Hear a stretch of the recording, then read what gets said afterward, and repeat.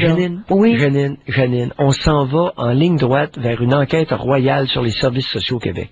Janine, je te prédis, une enquête publique sur les services sociaux, ça n'a plus de maudit bon sens. Qu'est-ce qui se passe? Ces femmes-là les travailleuses sociales font n'importe quoi, excepté ce qu'elles devraient faire. Il y a eu des articles. Ils sont rendus, ils ont le nez fourré dans la psychiatrie, ils bossent des départements de psychiatrie, et ils ne s'occupent pas des personnes pour lesquelles elles sont payées. Qu'est-ce qu'il va falloir faire?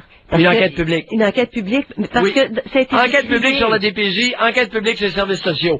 Ça coûte des tas de millions, ça produit rien, ce monde-là. L'efficacité.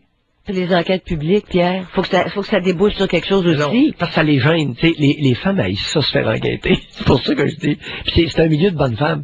Alors, si tu fais une enquête publique, ça va leur foutre les jetons, puis là, ils vont commencer à réfléchir. En tout cas, parce que il y a eu des gros reportages à la télé. Il y a eu une série d'articles, mais plusieurs articles. C'est quand, là? À l'automne. Et ça retombe, comme de la poussière. Ça retombe au sol. Oui. Puis, en ligne, ici, on en a, là, plein. Janine. Oui. Les services sociaux et la DPJ, c'est un cartel. C'est un cartel, je te le dis. Mais il va falloir... Et j'ai pas de problème avec les femmes. Il y en a quelques bonnes là-dedans, mais elles sont complètement neutralisées. Ils font n'importe quoi. Je te dis, à certains endroits, sont en charge des infirmières psychiatriques. Alors une infirmière en charge d'un département interne. Une travailleuse sociale.